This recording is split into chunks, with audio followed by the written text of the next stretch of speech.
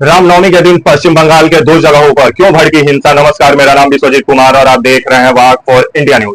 पश्चिम बंगाल में कुछ समय पहले ममता बनर्जी यह आशंका जता रही थी कि मुर्शिदाबाद में हिंसा हो सकता है रामनवमी के दिन, और रामनवमी के दिन मुर्शिदाबाद में हिंसा देखने को मिला। जहां शोभा यात्रा निकल रही थी, रामनवमी का जुलूस निकल रहा था, तो वहीं मुर्शिदाबाद के एक बताया जा रहा है कि मस्जिद से पथराव होते हुए हुआ, जबरदस्त पथराव हुआ, जिसमें कुछ लोग घायल भी बताए जा रहे हैं और दो गुटों के बीच हिंसक झड़प की खबर आ रही है। तो वहीं आपके एक जगह और है पश्चिम बंगाल का मेदिनीपुर, वहां भी दो गुटों में जबरदस्त झड़प देखने को मिला और जिसमें कुछ लोग घायल बताए जा रहे हैं। तो वहीं सबसे ज्यादा जो हिंसा में घायल लोग हुए हैं वो आपका जो ये मुर्शिदाबाद है, वहां से सबसे ज्यादा लोग घायल बताए जा रहे हैं। तो वहीं इस मामले पर पश्चिम बंगाल में राजनीति गर्मा गई है, क्योंकि ममता बनर्जी का कहना था कि अगर मुर्शिदाबाद में अगर दंगा होता है, अगर रामनवमी के दिन शोभा यात्रा पर अगर पथराव होता है, तो उसका जिम्मेवार चुनाव आयोग होगा, क्योंकि अभी चुनाव का समय चल रहा है और राज्य के अधिकारी चेंज हो जाते हैं। चुनाव आयोग अपने जो मतलब उसके विश्वास वाले जो अधिकारी होते हैं उसी को हर जगह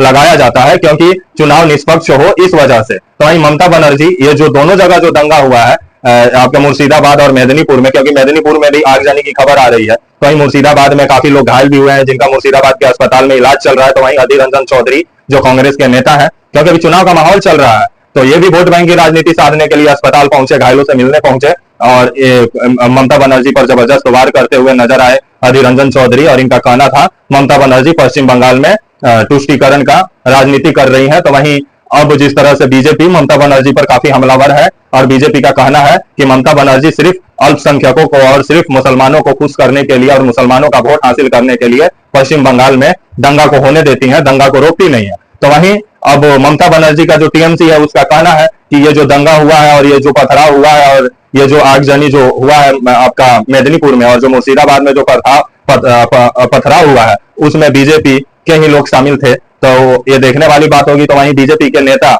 मांग कर रहे हैं कि एनआईए इसकी जांच करे। तो वहीं ममता बनर्जी अब आने वाले समय में अब ममता बनर्जी इस पर क्या करती है देखने वाली बात होगी। तो वहीं जो लोग मतलब पथराव किए हैं और आगजनी किए हैं उनको चिन्हित करने का कार्य शुरू हो चुका है आपके अधिकारियों के द्वारा और बंगाल पुलिस और प्रशासन के द्वारा। तो आने वाले समय में क्या निकल के सामने आता है और दंगा का मुख्य मास्टरमाइंड कौन निकल के सामने आता है देखने वाली बात होगी। तो वहीं अभी इस पर राजनीति भी गरमाया हुआ है, क्योंकि बंगाल में चुनाव हो और दंगा ना हो, क्योंकि बंगाल का राजनीति ही रक्त रंजित राजनीति है। और अब देखने वाली बात होगी कि आने वाले समय में इस जो रामनवमी के दिन 17 अप्रैल के दिन जो मुर्शिदाबाद में आगजनी हुआ, जो आगजनी और पथराव जो मुर्शिदाबाद में हुआ और आपका जो मेदिनीपुर में आगजनी की खबर आई और दो गुटों के बीच में झड़प की खबर आई है, तो अब इस पर कब तक राजनीति रोटी सेकना नेता बंद करते हैं और उपद्रव फैलाने वाले लोगों पर कब तक कार्रवाई होता है, ये देखने वाली बात होगी। तब तक के लिए आप मुझे इजाजत दीजिए और आप हमारे channel walk for India news को